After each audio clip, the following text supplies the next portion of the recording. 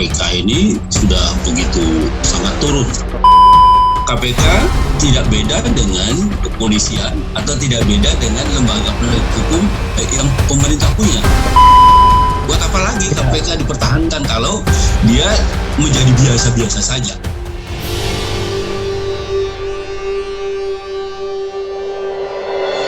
Bahwa ada degradasi ya level kepercayaan masyarakat terhadap KPK ini sudah begitu sangat turun gitu ya. Jadi tingkat kepercayaan masyarakat terhadap KPK sangat turun karena memang sejak terjadinya perubahan undang-undang KPK yang baru itulah yang saya kira menjadi semacam hegemoni ya, semacam perasaan ya, semacam tekanan ya, bahwa memang benar sekarang KPK itu ada di bawah pemerintah gitu ya, ada di bawah eksekutif gitu. Kalau dulu dia meskipun dia dibentuk oleh eksekutif ya, dia bukan bagian dari eksekutif, tapi dia sebagai independen, institusi yang independen ya, yang meskipun penegak hukum. Di eksekutif ada penegak hukum ya, kepolisian, kejaksaan. Tapi itu ketika melakukan pemberantasan korupsi dianggap tidak efektif karena justru banyak korupsi ketika menanganinya, maka pada tahun 2001 itu dibentuklah ya Undang-Undang KPK dan dilahirkanlah KPK yang mulai operasional antara 2002-2003 gitu ya, KPK itu. Nah maksudnya seperti itu, maksudnya khusus di penanganan korupsi tidak lagi akan ditangani oleh kejaksaan atau kepolisian gitu ya, karena terbukti justru penanganannya justru juga melahirkan korupsi baru gitu. Nah karena itu kemudian KPK dilahirkan. Nah ini yang sebenarnya menjadi harapan masyarakat ya pada awal pembentukannya ya, sampai kemudian terakhir ini karena ada perubahan undang-undang KPK yang baru, mungkin karena terjadi semacam konspirasi, konspirasi di tiga kekuasaan yang ada ya, apakah itu eksekutif, legislatif ataupun yudikatif yang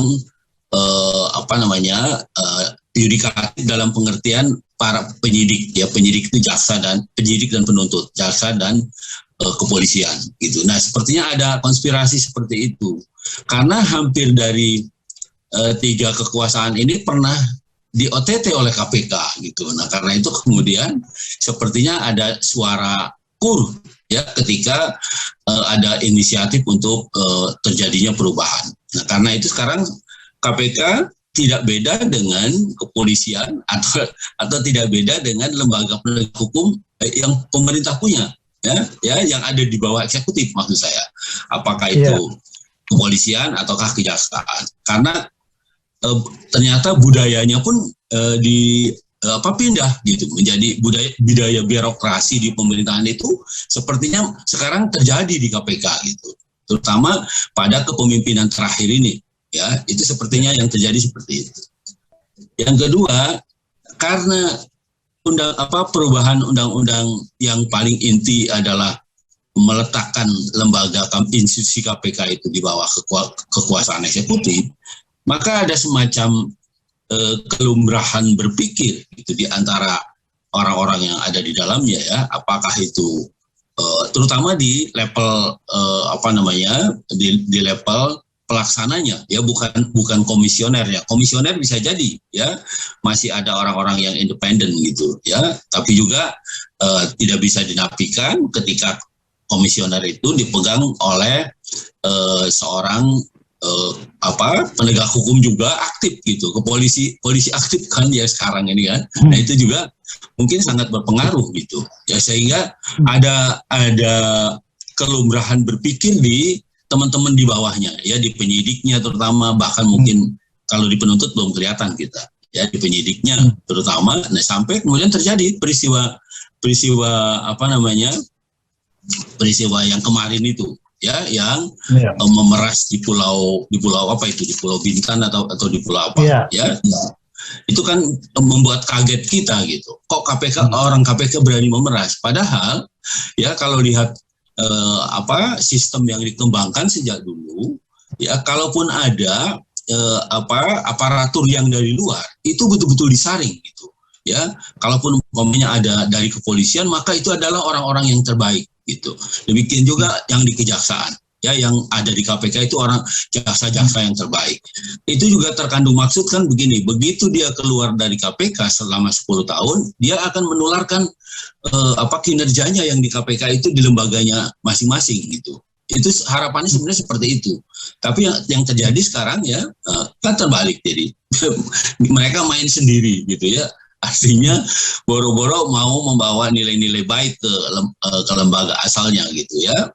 Dan justru dia menjadi pemain sendiri di dalam KPK yang mau nggak mau juga menjatuhkan nama baik KPK gitu. Nah jadi itu tadi kelumrahan berpikir itu ya, kelumrahan berpikir bahwa ini lembaga yang ada di bawah eksekutif itu sama dengan birokrasi pemerintahan yang lain gitu. Sehingga dia ya itu tadi begitu beraninya ya umpamanya menjanjikan orang tidak akan diproses dengan mendapat imbalan sekian gitu ya. Bahkan ketika KPK mau menyita barang bukti 1 truk hilang sama truk-truknya, ya kan?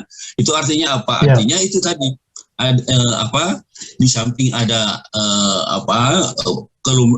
perasaan di dalam aparatur KPK-nya sendiri bahwa itu adalah juga bagian dari birokrasi pemerintahan gitu ya, sehingga ya budayanya ikut gitu ya, budaya birokrasi itu jadi mengalir juga ke KPK. Nah akhirnya seperti ini gitu ya, tidak bisa dihindarkan terjadi seperti itu. Nah di sisi yang lain juga ya kebijakan kan gini, ketika KPK mengeluarkan SP3 ya, surat perintah penghentian penyidikan ya, meskipun itu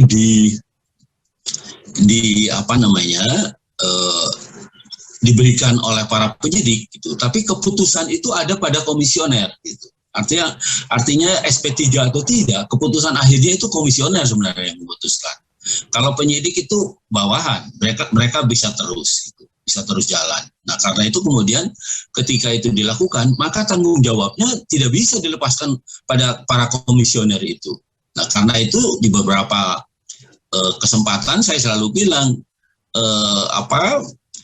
SP3-nya melawan hukum, justru bertentangan dengan hukum. Di Undang-Undang KPK yang baru, SP3 itu minimal kasus yang pernah ditangani 2 tahun gitu ya. Jadi ada jeda waktunya. Nah itu kasus ini belum 2 tahun. Perkaranya juga pemeriksaan belum 2 tahun bisa di SP3 kan. Nah saya kira itu terjadi konspirasi itu. Ya SP3 itu konspirasi. Nah karena itu saya tidak segan-segan saya bilang itu melawan hukum gitu ya. Itu melawan hukum, tapi sayang tidak disambut oleh teman-teman LSM umpamanya dengan pra-peradilan atau apa ya. Lewat aja itu momentumnya SP3 itu tidak ada yang mempersoalkan secara hukum. Nah, SP3 itu secara tidak langsung dia melahirkan satu sikap toleran terhadap kesalahan, sikap toleran terhadap ketidakhati-hatian, sikap toleran terhadap secara tidak sadar sebenarnya sengaja untuk untuk mengkerdilkan KPK gitu ya, SP3 itu. Karena apa? Karena dengan SP3 artinya KPK bisa masuk perkara apa saja ya yang sebenarnya tidak ada dasar hukumnya ya, tapi tujuannya hanya untuk di SP3 kan.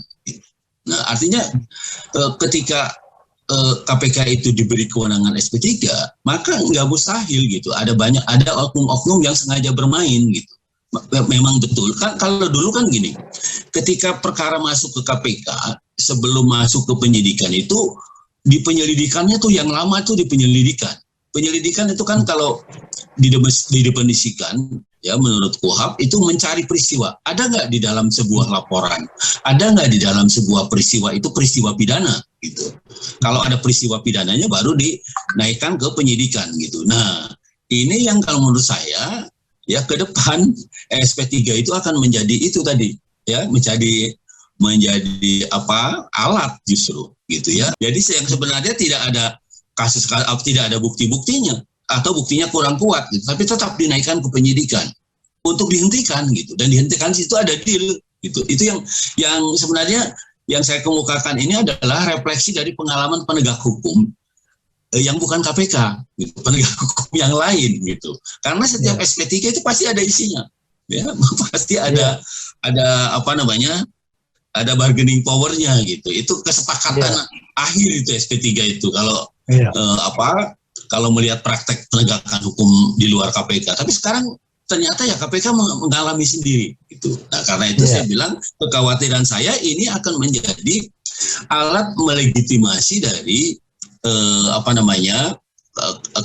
sengaja membuat kesalahan, sengaja membuat ketidakhati-hatian gitu. Menjadi alat bargaining ya, menjadi alat bargaining yang bersifat ekonomis umpamanya, bisa seperti itu gitu. Nah, karena itu meskipun belum 2 tahun kemarin berani di SP3 kan gitu. Memang terbuka tafsir ketika di dalam undang-undang itu menyebutkan kasus-kasus yang tidak selesai dalam 2 tahun dia punya dasar untuk di SP3 kan. Nah, artinya apa? Artinya kasus itu harus 2 tahun dulu, tidak ada penyelesaiannya baru di SP3, atau kasus diselidiki tapi kemudian tidak bisa ditemukan alat buktinya, yang kemudian sebelum 2 tahun pun bisa di SP3. Jadi tafsirnya sebenarnya itu ini tafsirnya bisa ganda gitu ya, bisa multiple gitu, bisa bisa setiap orang menafsirkan seperti itu. Pokoknya ada penyelidikan bisa dihentikan gitu. Tapi saya menafsirkannya dengan menyebut 2 tahun undang-undang KPK yang baru, sebenarnya itu menjadi absolut gitu, menjadi ketentuan yang harus diikuti. Kalau belum 2 tahun ya jangan, nggak boleh dihentikan gitu. Dan itu melawan hukum gitu, tidak sah gitu istilahnya.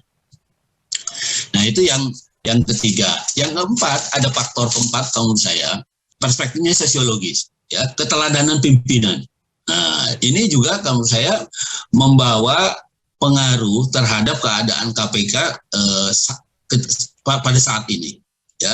Kita tahu bahwa pimpinan yang sekarang itu pernah dihukum etika kan ya, karena dia menggunakan pesawat helikopter dan sebagainya gitu. Nah, jadi ketika seorang pimpinan pernah dihukum secara etik gitu ya, kita nggak bisa bayangkan gitu bagaimana respon yang di bawah gitu. Pasti kan juga gini, pimpinan aja juga berani kok melanggar etik gitu ya kan. Nah, apalagi bawahan gitu. Kita punya kesempatan untuk melakukan itu, nggak usah takut lah atau gimana gitu, atau juga cuma dihukum etik bisa kembali lagi ke jabatannya. Nah, pikiran-pikiran seperti itu kalau menurut saya lahir gitu ya, meskipun tidak semua penyidik KPK, tidak semua aparatus yang ada di KPK seperti itu, tetapi pasti ada lahir pikiran seperti itu pada di sebagian orang itu, terutama mereka yang biasa melakukan berhubungan dengan orang lain dengan kekuasaannya ya, terutama yang memeriksa, yang menyelidiki, yang menyidik. Nah, saya kira itu potensial ya, contoh kasus bahwa ada pimpinan yang sudah dihukum etik tapi masih bisa bekerja kembali, itu saya kira pengaruhnya sangat besar gitu ya, ke bawahnya itu terjadi semacam penurunan nilai-nilai di dalamnya gitu, sehingga orang tidak lagi ada tabu dan sebagainya gitu untuk melakukan, bahkan berani ya, seperti kemarin 1,5 miliar dia dapatkan kan konyol gitu kalau menurut saya. Nah, yang terakhir yang bisa saya catat ya, yang kelima adalah tergradasinya semangat pemberantasan korupsi di KPK. Itu dengan peristiwa-peristiwa yang terjadi, ya, pencurian barang bukti, hilangnya bocornya OTT, ya, sehingga dilarikannya satu truk barang bukti, ya, kemudian lahir juga ada SP3 gitu ya. Kemudian ada juga gagal geledah yang peristiwanya Masiku itu. Bagaimanapun juga berpengaruh terhadap atau bisa dilihat sebagai indikator bahwa memang semangat pemberantasan korupsi, meskipun itu namanya masih Komisi Pemberantasan Korupsi, itu sudah memudar. Dia menjadi penegak hukum yang reguler saja, yang biasa-biasa saja gitu. Nah, karena itu tidak bisa dipahami tadi usul dari profesor di UGM yang meminta untuk dibubarkan sekalian gitu. Masuk akal gitu. Artinya ada pembenarannya gitu. Buat apa lagi KPK dipertahankan kalau dia menjadi biasa-biasa saja, menjadi penegak hukum yang biasa-biasa saja, tidak punya keistimewaan apa-apa, dan dia bisa juga berlaku seperti penegak hukum yang lain. Nah, saya kira itu beberapa hal yang menurut saya mempengaruhi kinerja KPK pada saat ini.